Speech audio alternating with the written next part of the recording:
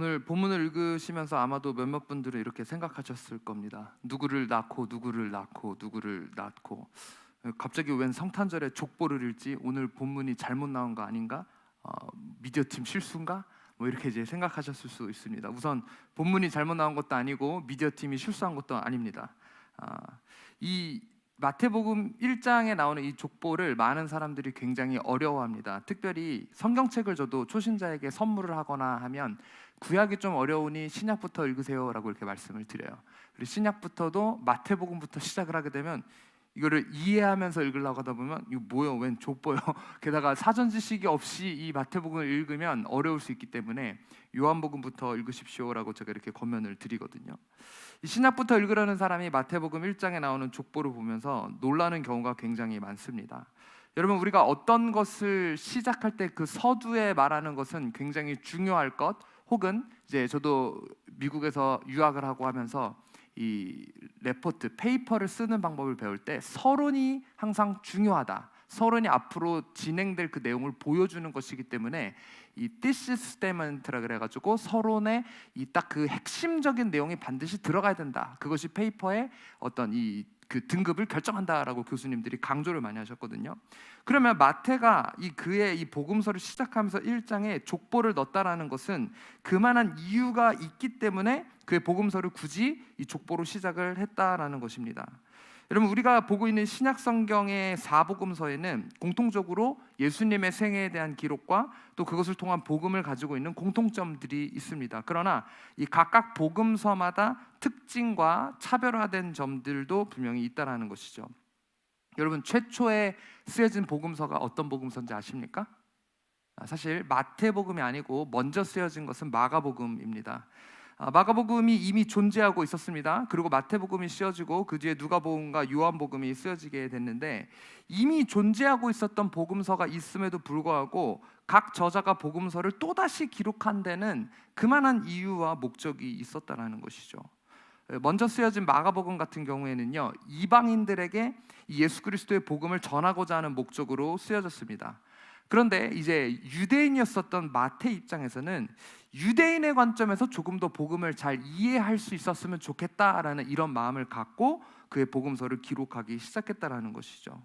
우리가 잘 알다시피 당시 유대인과 이방인의 문화는 굉장히 큰 차이가 있었습니다. 그리고 오늘날에도 이 각 나라와 민족마다 고유의 문화가 있다라는 것이죠.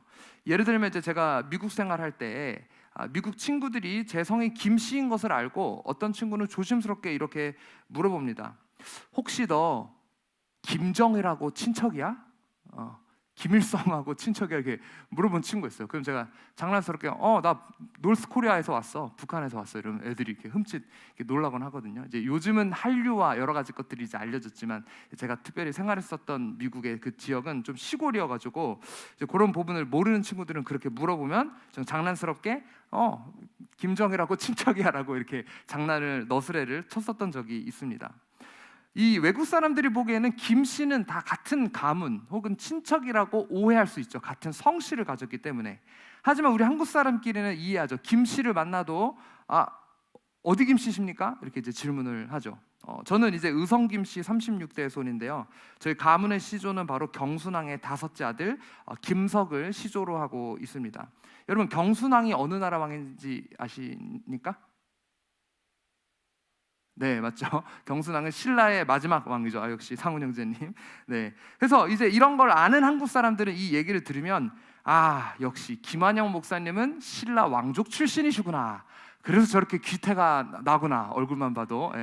이렇게 이제 이해를 하실 수 있지만, 이제 외국인들 입장에서는 경순왕이 뭐고 신라가 뭐고 또 김씨가 또 무슨 김씨, 게다가 뭐 지역에 따라서 의성 김씨, 김해 김씨, 뭐 광주 김씨, 뭐 이렇게 지역에 따라서 나뉘고, 거기다가 또 파가 나뉘고, 거기다가 뭐 이름에 항렬자를 쓰고, 이런 것까지 외국인들이 이해하고 알기가 어렵다라는 것이죠. 왜? 이것은 우리나라의 고유 문화이기 때문이에요.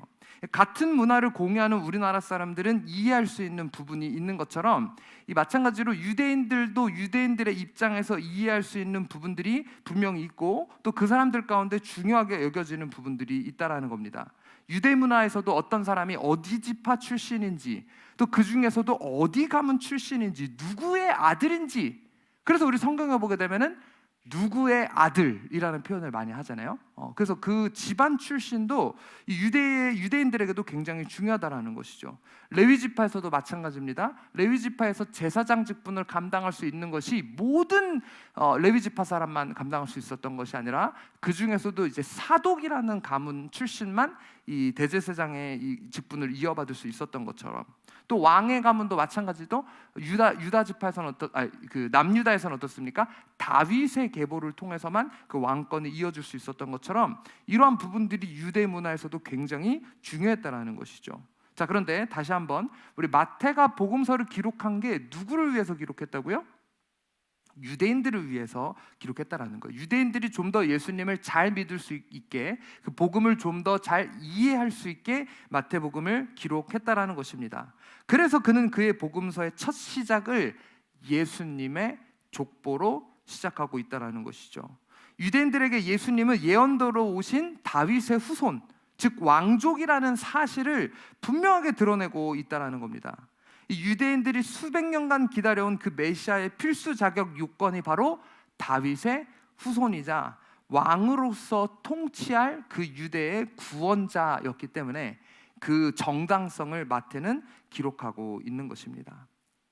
여러분, 이 예수님을 믿는 사람들이 이 나사렛 예수가 그저 나사렛 동네에서 온 아무나를 메시아라고 주장하고 있는 것이 아니라, 그는 예수 그리스도는 예언대로 다윗의 후손으로 태어나셨으며, 거기다가 또 오늘 우리가 읽진 않았지만 2장에서는 그 예수님이 나사렛에서 태어나신 것이 아니라 예언대로 베들레헴에서 태어나셨음을 분명하게 기록하면서 그가 메시아임을 마태는 강조하고 있다는 것입니다. 여러분, 이것이 무엇을 의미합니까? 예수님은 우연히 이 땅에 오신 것이 아니라는 거예요. 철저한 계획 가운데, 철저한 하나님의 구원의 계획 가운데 그가 이 땅에 오시게 되셨다라는 것이죠. 태초에 하나님이 천지를 창조하시고 동산에 그의 형상을 닮은 아담과 하와를 두셨습니다. 그러나 그들은 뱀의 유혹으로 인해 불순종하게 되었고 죄가 사람들 가운데 들어오게 되었습니다. 죄의 싹은 무엇이죠? 곧 사망이기 때문에 하나님은 그때부터 자신이 사랑하는 인간들이 사망의 길로 나아가지 않도록 인류에 대한 구원의 계획을 예수님을 통해 이루고자 하셨다는 겁니다. 언제부터? 에덴 동산에서부터, 죄가 흘러들어왔을 때부터. 그래서 창세기 3장 15절은 이렇게 이야기하고 있습니다. 이제 이 하나님께서 이 뱀에게 이제 이렇게 하시는 이 말씀입니다. 한번 읽어주십시오. 시작. 내가 너로 여자와 원수가 되게 하고 내 후손도 여자의 후손과 원수가 되게 하리니 여자의 후손은 내 머리를 상하게 할 것이요 너는 그의 발꿈치를 상하게 할 것이니라 하시고, 하나님이 뱀에게 징벌을 내리시면서 내가 너로 여자와 원수가 되게 하고 내 후손도 여자의 후손, 여기서 이야기하고 있는 여자의 후손이 누굽니까? 바로 예수 그리스도입니다. 예수 그리스도께서 뱀의 머리를 상하게 할 것이지만 이 사탄은 그의 발꿈치를 상하게 할 것이다 라고 십자가 사건을 창세기에서부터 예고하고 계셨다라는 것이죠.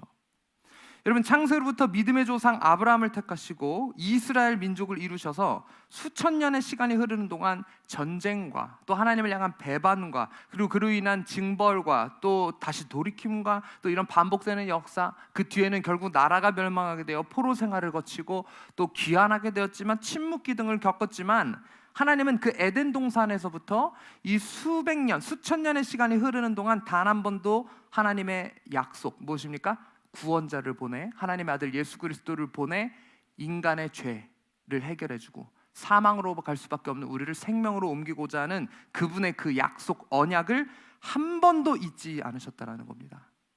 그래서 요즘 우리 젊은 친구들이 즐겨 듣는 찬양 중에 We Love라는 팀의 시간을 뚫고라는 찬양이 있어요. 이 찬양의 가사를 보면 이런 가사가 나와 있습니다. 당신은 시간을 뚫고 이 땅 가운데 오셨네. 우리 없는 하늘 원치 않아 우리 삶에 오셨네. 자신의 편안 버리고 우리에게 평안 주셨네. 가장 낮은 모습으로 우리 삶에 오셨네. 하나님 우리와 영원히 함께 하시네. 꿈없는 우리에게 그 나라 보여주시네. 연약한 자들의 친구가 되어주시고 힘없는 우리의 인생을 위로하시네. 이 찬양의 제목이 시간을 뚫고입니다. 그래서 첫 가사가 당신은 시간을 뚫고 이 땅 가운데 오셨네. 무엇입니까? 에덴 동산에서부터 그 많은 일들을 겪었지만 결국 하나님께서는 그 모든 시간을 뚫고 하나님의 아들 예수 그리스도를 우리에게 그분의 그 약속을 이루어지기 위해 보내주셨다라는 겁니다. 여러분, 우리를 향한 그 하나님의 구원의 열망, 그리고 하나님의 약속을 지키고자 하는 그 신실한 성품이 바로 이 족보를 통하여서, 또 궁극적으로는 이 족보가 가리키고 있는 예수 그리스도의 탄생을 통하여서 드러나고 있다라는 것입니다. 자, 그러면 이거 그냥 예수님이 이렇게 태어나셨다라고만 이야기하면 되지 왜 목사님 굳이 족보를 1절부터 다 이렇게 길게 읽으셨나요? 라고 생각하실 수 있습니다. 제가 보내드린 사진, 첫 번째 사진 한번 띄워주십시오. 여러분, 히브리어는 이 숫자, 우리는 보통 아라비아 숫자를 요즘 사실 쓰고, 옛날엔 뭡니까? 한자로 우리가 뭐 그 1, 2, 석삼 이렇게 이제 한자로 표기를 했잖아요. 히브리어는 그 사람들의 이 그 단어 알파벳 순서가 숫자 값을 갖고 있어요. 우리나라로 치면은 기역, 니은, 디귿이 마치 그 사람들에게는 1, 2, 3. 그래서 숫자를 표기할 때 글자로 숫자를 표기를 한다라는 것이죠. 그래서 이제 이 히브리어 각 글자마다 숫자 값들이 이렇게 있다라는 것을 이제 제가 이렇게 가지고 왔는데, 이 다윗이라는 단어의 이 히브리어 글자를 보면은 달렛, 바브, 달렛 이렇게 되어 있습니다. 네 번째 글자와 여섯 번째 글자. 그래서 각각 상징하는 게 숫자 값 4와 6과 4. 그래서 우리 젊은 친구들이 마시는 에너지 드링크 몬스터를 제가 마시지 말라고 이야기했는데, 여기 보면 여섯 번째 글자, 저 바브, 저기 숫자 6을 가르치죠. 그래서 몬스터 음료수 보면은 바브가 3개 써 있죠. 뭐예요? 숫자 666. 그래서 이제 그걸 마시지 말라고 제가 이제 이야기를 드렸는데, 이 다윗이라는 이름의 글자를 보게 되면은 4 더하기 6 더하기 4, 그래서 14를 표현하고 있다라는 겁니다.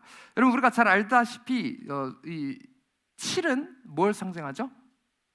완전함을 상징합니다. 그래서 그 7의 배수인 14는 완전함을 상징하고 있다라는 겁니다. 그래서 마태복음 1장에 기록할 때 아브라함과 다윗의 자손 예수 그리스도의 세계라라고 이야기하고 있는데, 그 완전한 이 다윗은 곧 다시 나타나실 다윗, 그러니까 예수님이 성경에서 제2의 아담으로 불려지기도 하지만 다윗으로 묘사되는 그런 장면이 이제 있거든요. 그래서 이 다윗이라는 이름 자체가 완전함을 가지고 있는 그 숫자 값을 가지고 있다라는 거예요.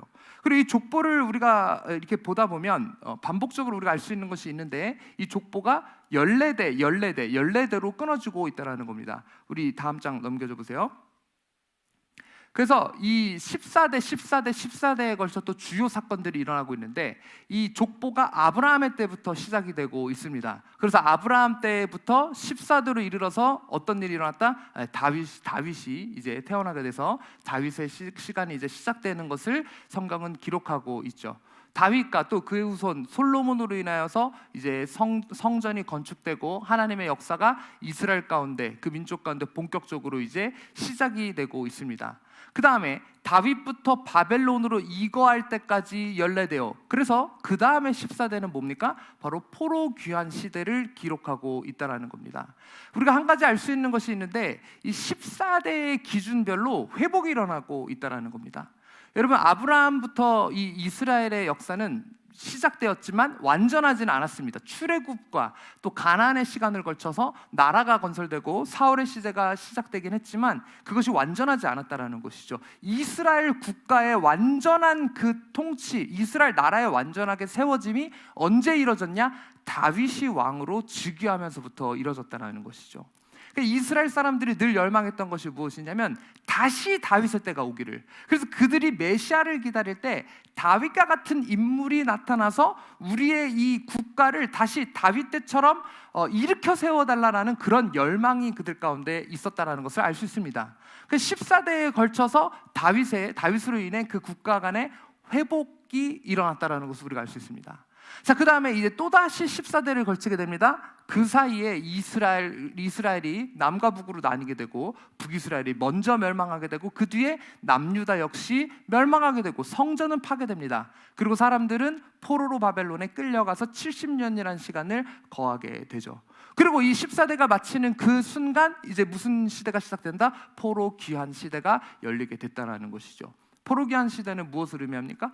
회복을 의미한다는 것이죠.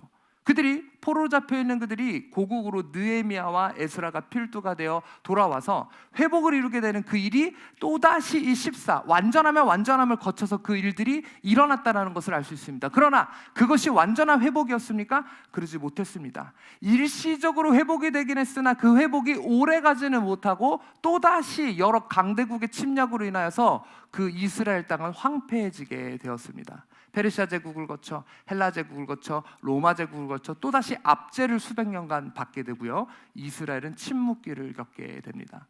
그래서 이 느헤미야의 때로부터 또다시 14대에 이르러서 결국은 누가 태어나셨다?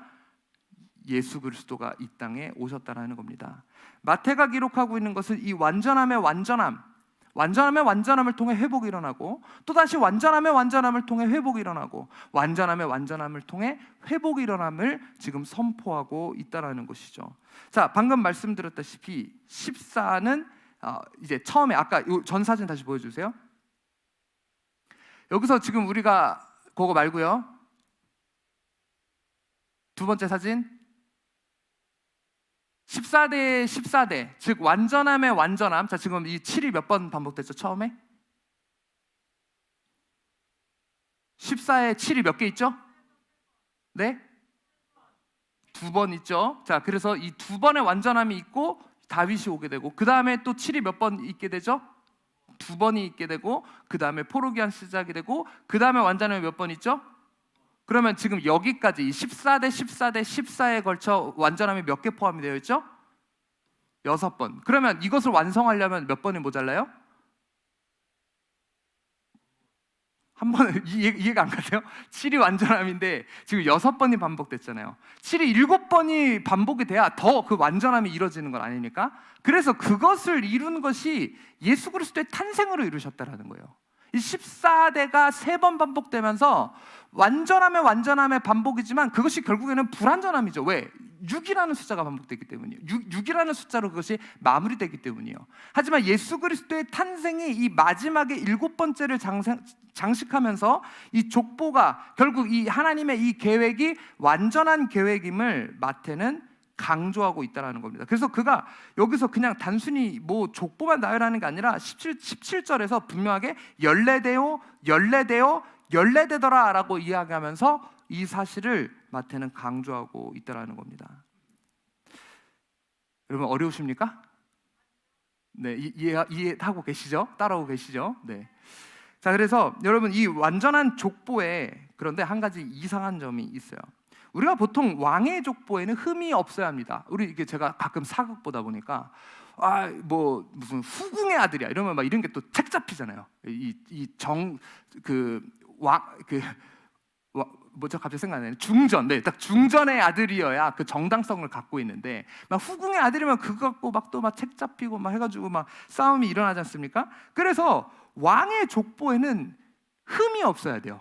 그래서 심지어 어떤 때는 막 그거를 탄생의 어떤 이런 그 비밀을 감추기도 하고 하는 이런 일들이 일어난다는 것이죠. 근데 여러분 오늘 이 예수님의 족보에는 몇 가지 이상한 사실들이 있습니다.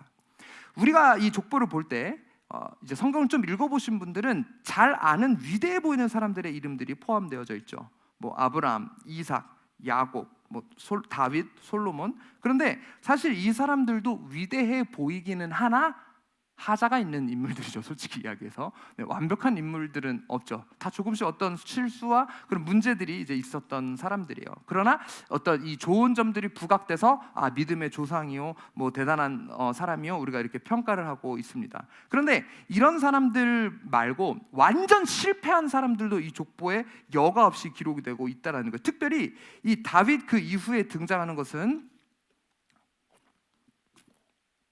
왕들의 이 이름들이 유다 왕의 계보가 이제 쭉 등장하잖아요. 근데 여러분 우리가 성경을 읽다 보면 유다 모든 왕들이 다윗의 길로 행했다고 기록하고 있나요? 네, 아니죠. 다윗처럼 선한 왕은 드물었습니다, 사실.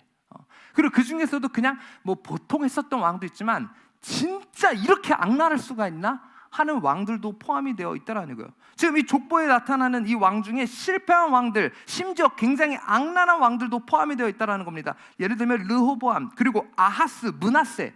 하나님의 성전 안에 우상을 세우고 한 가지 우상이 아니라 아주 우상 박물가처럼 여러 우상을 갖다 막 몰아놓은 막 이런 인물들, 종교개혁을 하는 왕들도 나와 있지만 이런 악한 왕들, 그 계보에 포함시키지 말아야 할 것 같은 이런 왕들도 이 족보에는 여과 없이 포함이 되어 있다는 겁니다. 그런데 여러분, 이 사람의 실패와 실수가 하나님의 계획을 무너뜨릴 수 있을까요?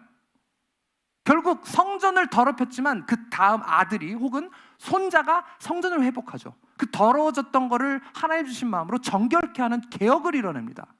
개혁을 이뤘는데 또 악한 영의 방언에서 또 다른 아들 혹은 손자가 나타나 또 더럽힙니다. 근데 그 뒤에 또 다른 아들이나 또 다른 손자가 나타나서 이 성전을 다시 깨끗해 하는 이런 역사가 이 유다 역사 후반부에 보면 반복되는 것을 우리가 알 수 있는데, 여러분, 우리의 실패와 실수가 하나님의 계획을 무너뜨릴 수 없다는 거예요. 그리고 오히려 그 연약함 속에서 하나님의 완전함이 이루어진다는 것을 우리는 알 수 있습니다. 이 개혁을 했었던 왕들 중에도 보면 말년에 실수하는 그런 경우가 있죠. 그런데 실수가 있다 하더라도 그것이 하나님의 계획을 가로막을 수 없고, 그리고 뭡니까? 그 이후에 예수 그리스도의 탄생을 방해하려는 여러 가지 갖가지 일들 속에서 예수 그리스도의 탄생이 방해됐나요? 하나님의 계획은 사람의 실수가 무너뜨리거나 바꿀 수 없다라는 겁니다. 우리의 삶을 향한 하나님의 계획도 마찬가지입니다. 내가 연약해요, 내가 부족해요. 그러나 하나님이 나를 통해 이루실 그 일들은 변화되지 않는다라는 겁니다.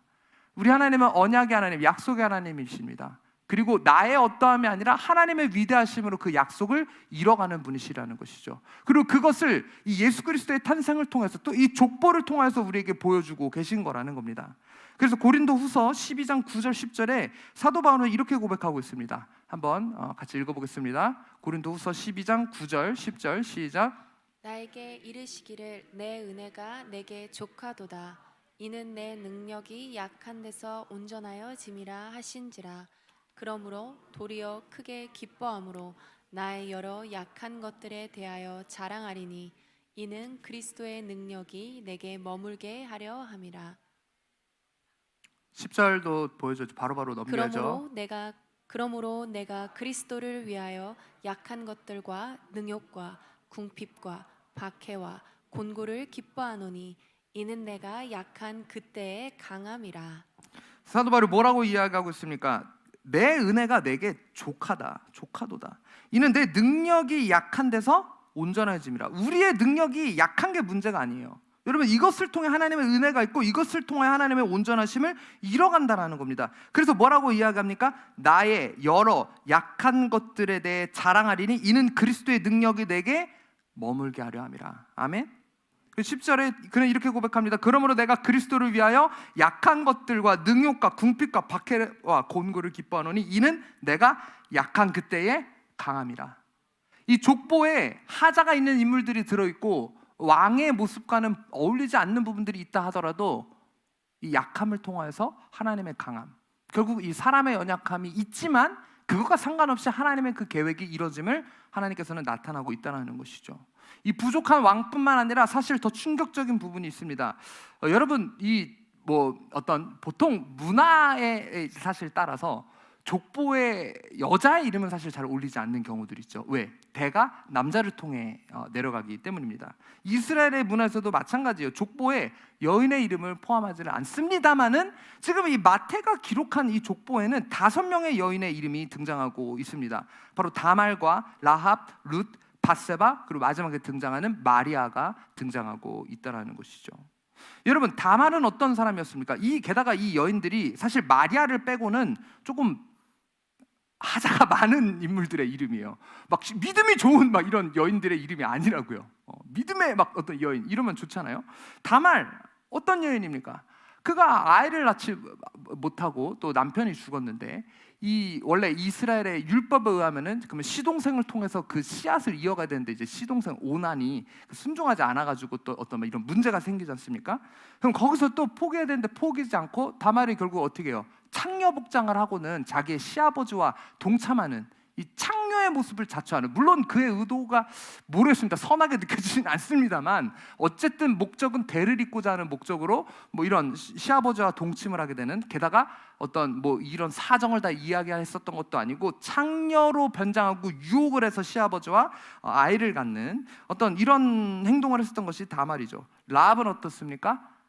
가나안 땅에 정탐을 갔었을 때 그 가나안에 있었던 기생이라고 이야기하고 있죠. 그가 어떤 뭐 창녀 같은 사람이었다라고 이야기하는 역사학자들도 있고, 창녀까지는 아닌 뭔가 다른 어떤 그런 기생이었다라고 이야기하는 사람이 있지만, 분명한 것은 뭔가 뭐 기생 같은 그런 인물이었다라는 것을 우리는 알 수 있어요. 게다가 그녀의 출신이 가나안이다라는 것을 우리가 알 수 있다라는 것이죠. 자, 그리고 더 나아가서 뭡니까? 룻은 어떻습니까? 성경의 룻기에 보게 되면 룻의 이야기가 자세히 기록이 되어 있지만 그녀는 이스라엘 민족 출신이 아니에요. 모압 여인입니다. 이방 여인이에요. 게다가 과부예요. 과부. 이미 갔다 온 사람이라는 것이죠. 과부인데 하나님께서는 이방 여인에다가 과부에 불과한 그 여인을 통하여서 이 계보를 이어가시고 있다라는 거예요. 아니, 왕의 족보에 흠이 없어야 되는데 이런 이방 여인들, 게다가 과부와 창녀와. 여러분, 더 나아가서 6절 말씀 한번 보여주십시오. 다윗에 대해 이야기할 때 이렇게 이야기하고 있습니다. 6절 한번 읽어주세요. 시작. 아니라 다윗은 우리아의 아내에게서 솔로몬을 낳고. 다윗의 삶을 봤을 때 사실 가장 감추고 싶은 이름이 우리아라는 이름일 거예요. 여기서 그냥 밧세바라고 기록하지 않고 마태는 여과 없이 이 다윗의 가장 수치스러운 부분을 딱 강조해서 기록을 하고 있습니다. 다윗은 밧세바를 통해 솔로몬을 낳고가 아니라 우리아의 아내에게서 솔로몬을 낳고. 다윗이 우리아를 어떻게 했나요? 죽였어요. 다윗은 살인자예요. 지금 여기서 다윗은 살인자에다가 남의 여인을 빼앗은 간음한 자임을 분명하게 여과 없이 공개하고 있다라는 것이죠. 나중에 천국 가서 마태와 다윗을 만나서 다윗이 따졌을 수도 있습니다. 너 굳이 그걸 거기다 그렇게 써야겠니? 여러분, 이 왕의 족보 가운데 이 왕의 가장 부끄러운 부분들을 이렇게 적어놓는 경우가 어딨냐고요. 어떻게 해서든 이것을 막 은유적으로 가려도 모자랄 판에 아주 적나라하게 이 다윗이 가장 실패했었던 부분, 그의 가장 수치스러운 부분, 그의 가장 불명예스러운 부분을 기록하고 있다는 겁니다.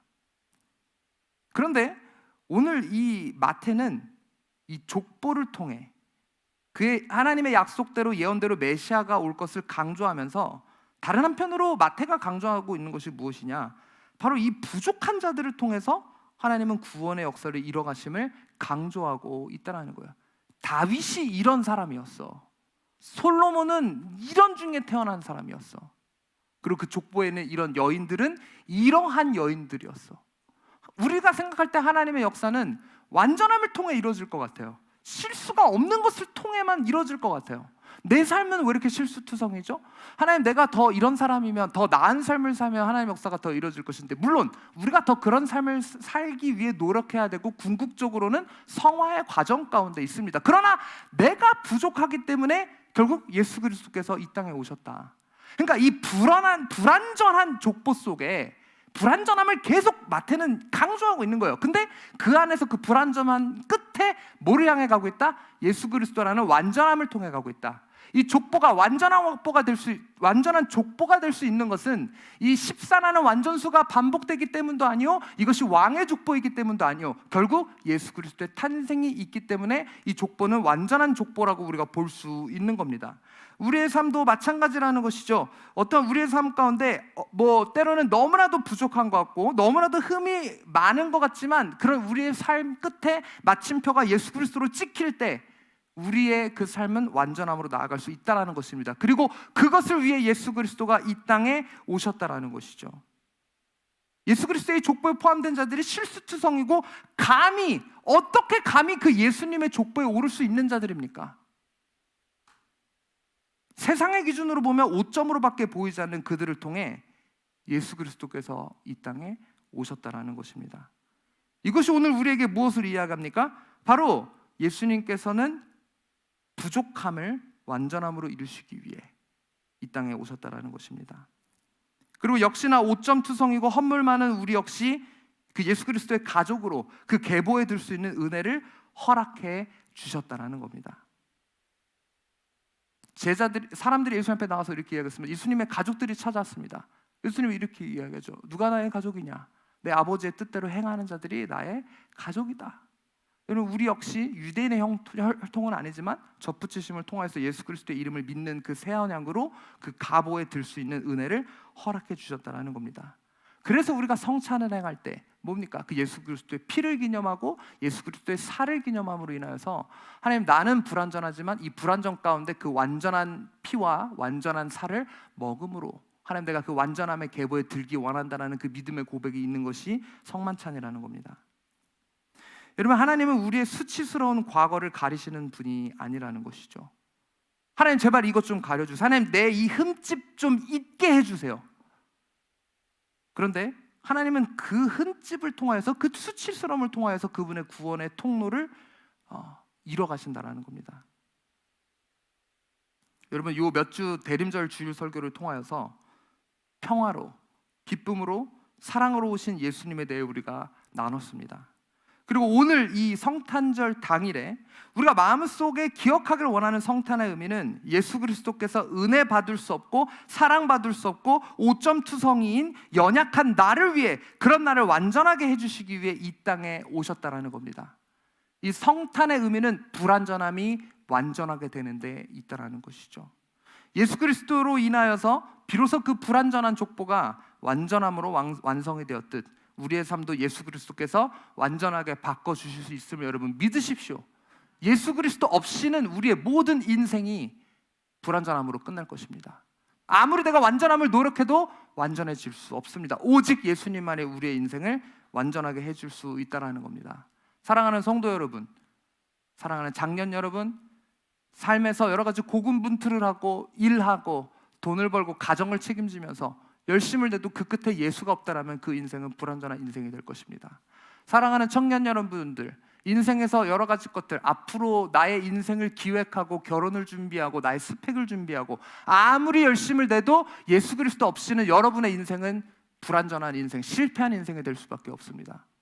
우리 사랑하는 학생과 우리 사랑부와 우리 여러 교육부서 우리 어린이 여러분, 예수 그리스도 없는 여러분의 삶은 완전해질 수 없다는 것을 반드시 오늘 기억하길 원합니다. 여러분, 이 마태복음 족보는 예수님에서 끝나는 것으로 보여지지만 사실은 예수님을 믿는 우리에게로 그 족보가 이어진다는 사실을 오늘 여러분들이 반드시 기억하시길 바랍니다. 이것이 예수님의 족보는 마침표가 아니라 곧 우리를 하나님의 가족으로 입양하시는 시작점이라는 것이죠. 우리는 예수 그리스도의 은혜로, 십자가의 보혈과 그 부활의 은혜로 말미암아 그분의 계보에 속하게 되는 새로운 피조물이 되었음을 우리 가슴에 믿길 바랍니다. 그래서 성탄은 단순히 예수님의 생일을 축하하는 날이 아닙니다. 내 이름이 하늘나라 족보에 기록된 것을 기뻐하는 날입니다. 우리의 흠집난 인생에 하나님께서는 그 흠집을 메워가고 계시는 그 역사가 시작된 것이 바로 성탄의 의미입니다. 여러분, 우리가 오늘날 지키는 이 성탄의 시기는 사실 원래는 예수님의 생일이 아니라고 말씀을 드렸죠. 원래는 역사적으로 보면 예수님의 생일이 아닙니다. 그런데 여러분, 이것이 이 성탄의 시기가 뭐 이렇게 그것을 길게 설명하지는 않겠습니다만 동지하고 겹칩니다. 동지가 어떤 날이죠? 동지의 특징이 뭐죠? 북한말 아니죠. 뭐 누구 동지 이 말이 아니죠. 우리 이 동지가 뭡니까? 동지를 기점으로 길었었던 어둠이 짧아지기 시작하잖아요. 그리고 이제 뭡니까? 낮이 이제 길어지기 시작하는 게 바로 동지입니다. 그래서 우리 옛날에 동지에 팥죽 먹고 어떤 이 귀신의 활동을 이제 몰아내고 이런 이제 조선시대의 이런 의미가 우리의 문화 가운데도 이렇게 들어있긴 하는데, 동지의 특징은 무엇이다? 어둠이 짧아지기 시작하고 빛이 길어진다라는 거예요. 그래서 여러분, 이 예수 그리스도의 족보는 어둠을 아주 노골적으로 드러내고 있죠. 그러나 그 어둠이 이제는 예수 그리스도의 탄생으로 짧아지고 약해지고 이제는 예수 그리스도의 빛으로 인해 그 선함과 하나님의 그 빛이 이제는 늘어나게 되는 새 시작을 이야기하고 있습니다. 예수 그리스도의 탄생으로 그 어둠이 멈춰질 것입니다. 예수 그리스도의 탄생으로 우리의 실수와 우리의 부족함과 연약함이 멈춰질 것입니다. 오늘 설교를 듣고 잘못된 적용이 무엇이다? 그래, 연약한 자를 통해서 하나님의 역사를 완전하게 이뤄가시니 나는 계속 연약해도 된다. 나는 계속 죄를 지리라. 여러분, 이런 잘못된 적용을 하지 마시길 바랍니다. 우리는 궁극적으로는 예수 그리스도 완전함을 받은 자로서 합당한 삶을 향해 우리는 나아가야 합니다. 그러나 여러분, 이 예수 그리스도의 탄생으로 인하여서 어둠이 멈춰지고 빛이 길어지는 것처럼 이 성탄의 빛은 깨끗하고 완벽한 곳에만 비추는 그런 완벽한 설치라이트이 아니라 때로는 이 성탄의 빛이 어둡고 냄새나고 흠집이 나고 불완전한 그런 우리의 삶 가운데 찾아와 이제는 어둠을 몰아내고 하나님의 빛으로 비춰주시는 그런 역사가 있는 의미가 있다는 것을 우리 가슴에 새기길 원합니다. 여러분, 이 성탄에 우리가 사랑도 나누고 기쁨도 나누고, 그런데 오늘 제가 사실 이번 성탄 어웨이크닝 담임 목사로서 이 12월이 굉장히 힘들었습니다. 제가 몇 주 전에도 말씀드렸지만 설교 사실 한 번 하기도 어렵거든요. 근데 이거를 막 4번 하려니까 굉장히 힘들더라고요. 그리고 이 대림절에 할 거 다 했는데 오늘 뭘 해야 되나를 갖고 제가 기도하고 하나님 앞에 씨름하면서 이 마태복음의 족보를 제가 이제 묵상을 하면서 하나님, 그렇습니다. 이 성탄의 의미, 우리가 이미 기쁨과 평화와 사랑에 대해서는 자주 강조하고 또 이미 나눴는데 우리가 한 가지 놓치고 있는 사실이 무엇입니까? 하나님이 이 말씀을 주셨어요. 여러분, 우리가 완전하기 때문에 성탄의 의미가 있다는 것이 아니죠. 부족해서 우리는 이 성탄이 또 필요하다라는 것이죠. 오늘 우리가 말씀을 마무리하면서 이것을 가슴에 새기길 원합니다. 예수 그리스도의 그 빛으로, 이 동지의 의미처럼 예수 그리스도의 그 빛으로 어둠은 멈춰질 것입니다. 우리 삶 가운데 예수 그리스도의 그 영광의 빛, 그 탄생으로 인해 새 일이 시작될 것입니다. 우리 같이 함께 기도하시겠습니다. 하나님, 감사합니다. 오늘 우리에게 주신 이 말씀을 우리가 붙들고 나아가길 원합니다. 내 삶 가운데 불완전함이 계속됨을 바라봅니다. 내가 아무리 노력해도, 내가 아무리 힘써도, 주님, 그러나 나의 삶 가운데 결국에는 나의 어떠함이 아니라 그 예수 그리스도께서 그 모든 것을 완전하게 이뤄가실 것임을 우리가 오늘 믿음으로 선포하길 원합니다. 그리고 그것을 위해 예수 그리스도께서 이 땅에 오셨음을 우리가 기억하길 원합니다. 하나님, 나는 부족합니다. 그러나 이것을 통하여서 하나님의 역사를 이루어 주시옵소서. 그리고 그 약속을 이루기 위해 시간을 뚫고 이 땅 가운데 찾아오셔서 나를 위해, 나의 완전함을 위해, 나의 구원을 위해 주님이 오심을 우리가 가슴에 새기길 원합니다. 이 자리에 있는 우리 어린아이부터 우리 사랑부 친구들과 청년들과 장년에 이르는 온 성도가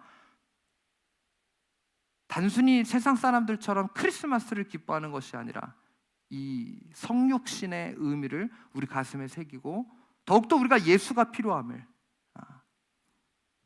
그리고 온전히 그 예수로 인해 살아가는 삶을 살아갈 수 있는 우리 어웨이크닝 교회 성도들이 될 수 있도록 주님 붙들어 주시옵소서. 감사드리며 이 모든 말씀 예수 그리스도의 이름으로 기도드렸습니다. 아멘. 이 시간 우리 주님 앞에 준비하신 예물 올려